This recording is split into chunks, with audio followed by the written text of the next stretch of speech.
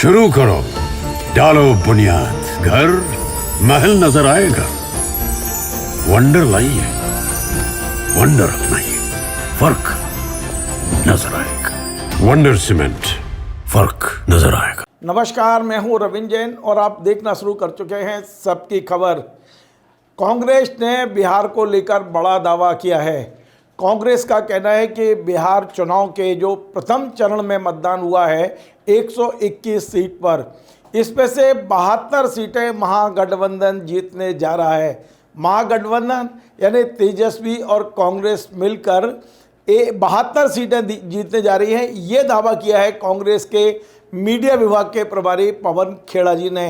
पवन खेड़ा ने कुछ देर पहले प्रेस कॉन्फ्रेंस की है और उन्होंने तमाम सारे तर्कों के साथ, तमाम सारी बातों के साथ दावा किया है कि ये 72 सीटें 100% महागठबंधन जीत रहा है। हालांकि उन्होंने कहा है कि हमने ये सीटें जो बताई हैं बड़ी कंजूसी से बताई हैं और ये भी दावा किया है कि हमने और राष्ट्रीय जनता दल ने एक एक बूथ का पूरा डाटा इकट्ठा किया है और जो अनुमान लगाया है उसके अनुसार 72 सीटें महागठबंधन जीतने जा रहा है। लगभग 10 मिनट की प्रेस कॉन्फ्रेंस में उन्होंने क्या कहा और पत्रकारों के क्या जवाब दिए, पूरा आप सुनिए। लेकिन हमारा जो आंतरिक असेसमेंट है प्रथम चरण का वो पूरा हो चुका है और लगभग 72 सीटों पे हम स्पष्ट रूप से जीत रहे हैं 121 में से।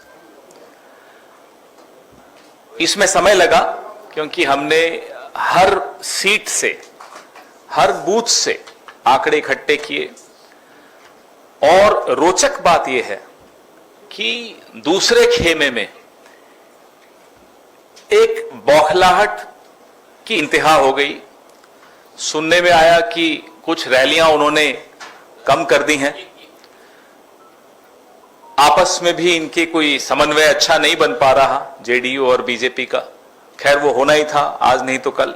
चिराग पासवान की पार्टी और जेडीयू का भी समन्वय नहीं बन पा रहा, हमें मालूम था। लेकिन अब जो 121 सीटों पर हुआ उससे यह स्पष्ट हो चुका है कि उस खेमे में खलबली मची हुई है और हम 72 सीटों पर स्पष्ट रूप से जीत दर्ज कराने जा रहे हैं।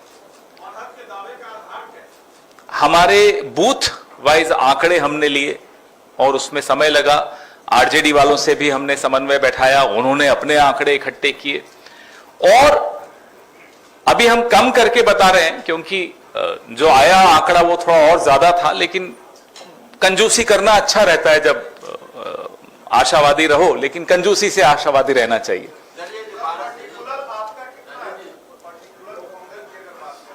बहत्तर में हमारे भी अच्छे हैं, चिंता मत कीजिए। पिछली बार का स्ट्राइक रिकॉर्ड हम तोड़ने वाले हैं, अच्छी तरह से तोड़ने वाले हैं। और जब एक परिवार मिलकर कुछ संघर्ष करता है तो ये नहीं देखा जाता कि माता को कितना हासिल हुआ, पिता को कितना हासिल हुआ, बड़े भाई छोटे भाई, कुछ नहीं होता, सब बराबरी से लड़ रहे होते हैं।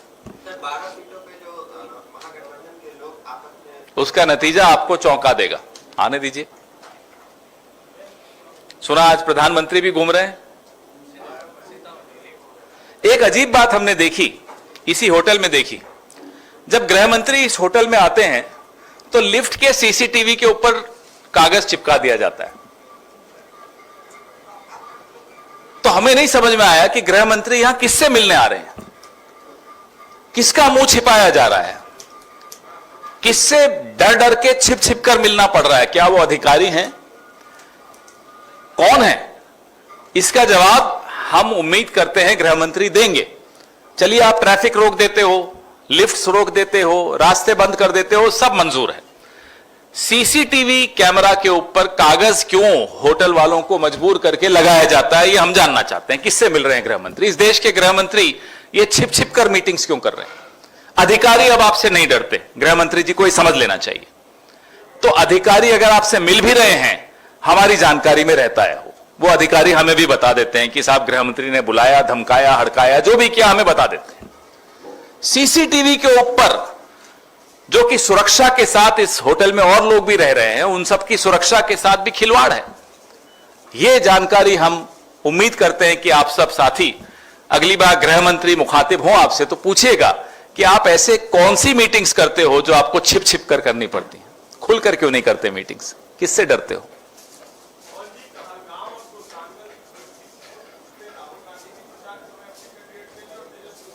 निश्चिंत रहिए, मैसेज स्पष्ट है। किसको हराना है ये हम दोनों जानते हैं, आरजेडी भी, हम भी, हमारी सारा गठबंधन जानता है कि कैसे और किसको हराना है। सर 62,000 करोड़ का जो ऊर्जा घोटाला हुआ है उसमें अब आपने ऐसा सवाल पूछ लिया है, 2 लोग अभी अपना कैमरा ऑफ कर देंगे। मैं नाम नहीं लूंगा। क्या कहना चाहते हैं? आपने कहा है कि संसद में लेकर जाएंगे, रोड पर भी उतरेंगे। मैं आपको बता रहा हूं कि 62,000 करोड़ तो कम बोला हमने, 25,000 करोड़ हर साल 25 साल तक। आप कैलकुलेट कीजिए, मैं कल तो भूल गया, मेरे कैलकुलेटर पे नहीं आ रहा था। 25,000 करोड़ 25 साल तक, 7 रुपए प्रति यूनिट बिजली बिहार के उपभोक्ता को खर्च करने पड़ेंगे। तो घोटाला बहुत बड़ा है, महा घोटाला है। 62,000 करोड़ अगर इंडिया ने घोटाला किया है तो आज 125 यूनिट बिजली फ्री देंगे, तो आप कहां से लाएंगे 200 यूनिट फ्री बिजली देंगे? हम बिना घोटाले किए बहुत कुछ कर सकते हैं, हमने कई राज्यों में करके दिखाया है। हमने मुफ्त बिजली दे के दिखाई है, हम साबित करके दिखा चुके हैं। इसलिए हमें, आप जो जब ये सवाल पूछते हो तो हमें कोई घबराहट नहीं होती बताने में कि हम पेंशन भी दे सकते हैं, ओल्ड पेंशन भी दे सकते हैं, मुफ्त बिजली भी दे सकते हैं। अर्थशास्त्र की समझ होनी चाहिए बस, और नीयत साफ होनी चाहिए। 1 रुपए में 1050 एकड़ जमीन देने की अगर नीयत होगी तो नहीं कर पाएंगे।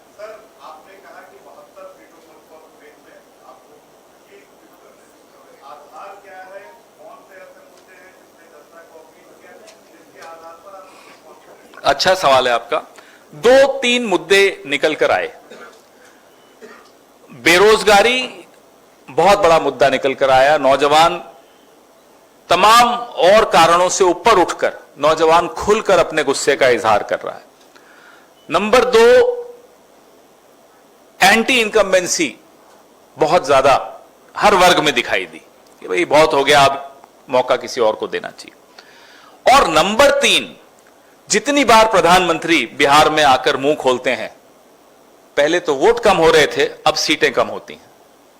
तो प्रधानमंत्री इस चुनाव में विपक्ष के लिए सबसे बड़े स्टार कैंपेनर बन के उभरे हैं, हम सबके लिए। सर, जिस तरह से तेज प्रताप यादव ने कल रोजगार और नौकरी के साथ सहमति जताई, ये बोला कि जो देगा उसके साथ करे, साथ में रवि किशन कहीं ना कहीं असहज महसूस कर रहे हैं, क्या कहेंगे? अब वो तो उनके बीच का क्या है हमें नहीं मालूम। मैं ये जानता हूं, यहां हम बैठे या वहां आप बैठे, किसी से आप बात कर लीजिए, हमारे होटल के साथी भी यहां खड़े हैं, बेरोजगारी एक ऐसा मुद्दा है जो हर घर का एक मुद्दा है, हर परिवार का मुद्दा है, हर मोहल्ले का मुद्दा है, हर टोले का मुद्दा है, हर गांव का मुद्दा है। आप निश्चिंत रहिए, इतना मैं आपको कह सकता हूं कि जिन लोगों ने 2 करोड़ नौकरियों का वादा करके 2014 में सत्ता हासिल की थी, कुछ वक्त के बाद कह दिया था जुमला था, हम ऐसा नहीं करने वाले, हम करके दिखाएंगे। कल जिस तरह से प्रधानमंत्री ने फिर पट्टा और अंगारी और वो इस तरह से संदर्भ जिसकी जैसी भावना। क्यों रहे? क्यों वोटर को अवगाहना? अरे हम तो प्रधानमंत्री की बात सुनकर नीतीश बाबू को भी ये सलाह दे रहे हैं, ले जाइए एक आध कट्टा इनके, रखिए कनपट्टी पर, अपने आप को घोषित करवाइए मुख्यमंत्री। ऐसे नहीं करने वाले ये लोग। यानी कि वो पट्टा की भाषा ही वो लोग समझ, उनको वही भाषा समझ में आती है। अब गुजरात में वही भाषा इन्होंने चलाई, सत्ता में रहे, सत्ता में काबिज हुए। आपको तो किससे मालूम है, केशुभाई पटेल से लेकर और हरेन पांड्या तक के। क्यों मुंह खुलवाते हो हमारा? 14 केस हैं, 2-4 और हो जाएंगे, मत करो ऐसा। विश्व गुरु की बात करते हैं तो क्या आप कट्टा ही संदर्भ रख के वहां तक पहुंच रहे हैं? इन लोगों की मानसिकता वैसी है, इस देश की मानसिकता वैसी नहीं है, इस देश की राजनीति की मानसिकता वैसी नहीं है। और जिस प्रदेश से ये लोग आते हैं वहां से गांधी आए हैं भाई, वहां ऐसी भाषा नहीं चलती। इन्होंने चलाने की कोशिश की है, ज्यादा दिन नहीं चल पाएंगे। लेकिन नीतीश बाबू को हमारी सलाह पहुंचा दीजिए, अभी भी वक्त है, कट्टा लाइए, लगाइए इनकी कनपट्टी पर।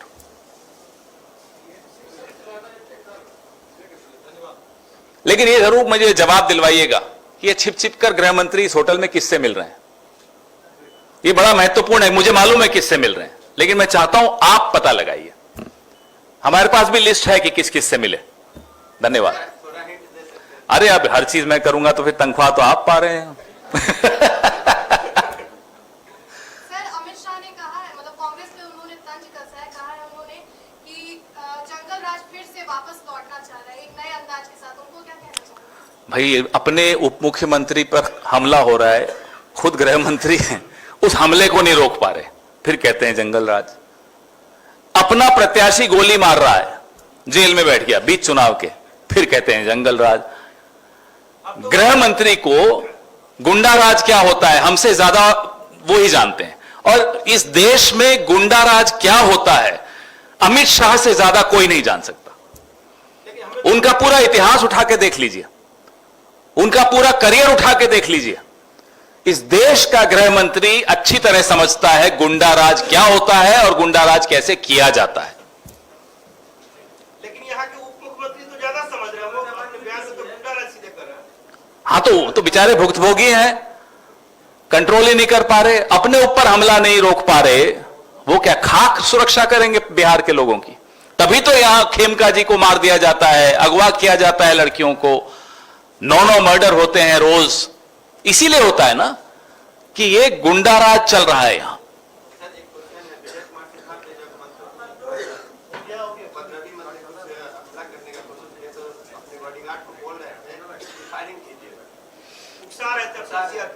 अब आप समझ लीजिए, ये हैं इस प्रदेश के उप मुख्यमंत्री जो अपने बॉडीगार्ड को कहते हैं फायरिंग कर लो, और फायरिंग नहीं करते तो क्या किस काम के बॉडीगार्ड हो, शायद ये भी बोला था उन्होंने। फिर कहते हैं कि वो नशे में कोई था। अरे आप, हमने तो सुना यहां शराबबंदी है। तो नशे में कैसे उनके साथ कोई घूम रहा है, बताइए। धन्यवाद। तो आपने सुना किस तरह से कांग्रेस ने आज एक बड़ा दावा कर दिया है, और कांग्रेस का ये भी मानना है कि पहले चढ़ के मतदान के बाद भारतीय जनता पार्टी में खलबली है। अब वास्तव में क्या होगा ये 14 नवंबर को जब परिणाम आएंगे तब पता चलेगा। फिलहाल कांग्रेस ने अपना दावा किया है, हम इंतजार कर रहे हैं कि भारतीय जनता पार्टी का दावा क्या रहता है। नमस्कार। Join the next be the best, Bundelkhand का सबसे विशाल और आधुनिक विश्वविद्यालय ज्ञानवीर यूनिवर्सिटी। ये सिर्फ एक यूनिवर्सिटी नहीं, ये है आपके सपनों का लॉन्च पैड। यहाँ मिले आपको smart classrooms, modern campus, updated labs और एक्सपीरियंस्ड फैकल्टी। हर स्टूडेंट को मिलता है कॉन्फिडेंस, ग्रोथ और एक ब्राइट करियर का प्रॉमिस। नए सेशन के लिए एडमिशन ओपन है, तो इंतजार कैसा? आज ही कांटेक्ट कीजिए।